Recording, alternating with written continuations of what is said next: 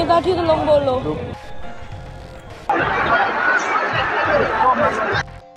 Tragedi tewasnya ratusan supporter sepak bola di Kanjuruhan, Malang menuai keprihatinan sejumlah pihak.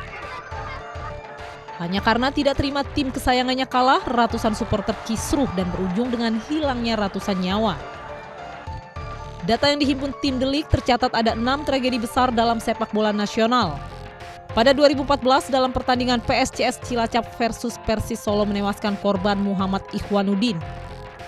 Pada tahun yang sama, pertandingan Persis Solo versus Martapura FC menewaskan supporter Joko Rianto. Berikutnya pada 2018 dalam pertandingan Persija versus Persib menewaskan supporter Haringga Sirla. Pada 2018 dalam pertandingan Persebaya versus PS Tirta menewaskan supporter Miko Pratama. Kemudian pada 2022 pertandingan Persib versus Persebaya menewaskan 2 orang supporter yakni Asep Ahmad Solihin dan Sofyan Yusuf. Terakhir, tragedi terbesar pada 2022 ini dalam pertandingan Persebaya versus Arema yang menewaskan 174 orang supporter. Dan yang sangat kita sesalkan, tragedi ini terjadi justru di saat kita mau bangkit sepak bola kita setelah pandemi gitu kan. Ada 4 hal yang saya lihat kecerobohan yang terjadi di pertandingan antara Arema melawan Persebaya yang membuat saya menyebut ini sebagai dosa berjamaah. Sejatinya ini adalah pertandingan high risk. Harusnya sudah ada antisipasi yang luar biasa dari pihak PSSI, kemudian juga LIB, termasuk polisi sebagai pengamannya dan juga panitia pelaksana.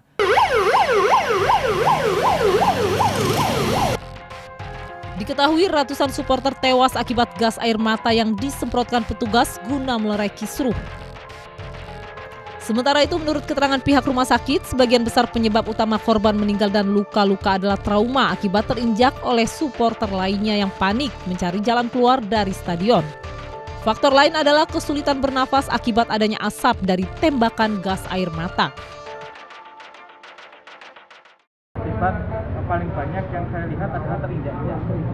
Karena massa ya terinjak, kemudian terinjak, kemudian ada karena kejepit oksigennya kurang. Jadi karena banyaknya massa ini hipoksia, namanya kurang oksigen. Kemudian juga yang menambah berat juga gas air mata. Kapolda Jawa Timur Irjen Niko Afinta dalam penanganan kericuhan di Stadion Kahunjuran telah sesuai prosedur.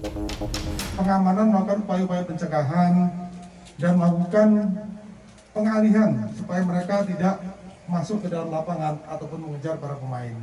Dalam prosesnya itu untuk melakukan upaya-upaya pencegahan sampai dilakukan gas air mata karena sudah napis.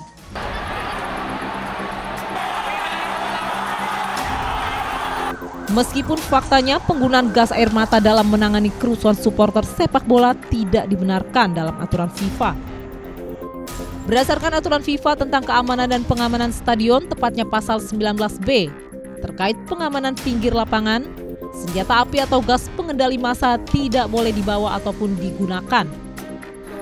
Pihak otoritas terkait seperti aparat maupun PSSI seharusnya mematuhi anjuran FIFA untuk menghindari penggunaan gas air mata dalam insiden ini. Lantas, atas sikap PSSI yang tidak menjalankan aturan FIFA, mungkinkah Indonesia akan terkena sanksi? Sehingga setelah investigasi itulah mungkin baru FIFA akan mengeluarkan mungkin ya sanksi hukuman mungkin yang akan diberikan ke Indonesia. Karena banyak juga yang bilang bisa 8 tahun, karena yang kejadian Heysel itu 8 tahun sanksinya. Dalam setiap kompetisi olahraga, kemenangan dan kekalahan merupakan hal yang wajar. Karena itu, sportivitas harus terus dijunjung tinggi.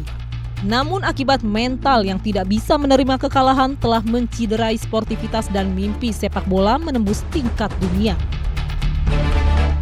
Kecewa sih boleh ya, apa yang udah kita dukung. Kan kita kan juga memberi kontribusi juga kepada klub, tanpa ada penonton, klub juga nggak akan hadir situ kan ya. Nah, yang saya sesalkan itu dari sikap represif dari aparatnya. Sepertinya tidak baik ya untuk dalam supporternya sepertinya. Itu harusnya lebih dilihat kalau memang kalah seharusnya sportif itu. Sebenarnya kan itu kan di ruangan stadion gitu ya. Kalau misalkan ada gas air mata kan otomatis nggak bisa kemana-mana udaranya itu. Jadi menyebar di stadion aja otomatis ya kena semua gitu kan. Itu juga yang memicu banyaknya korban.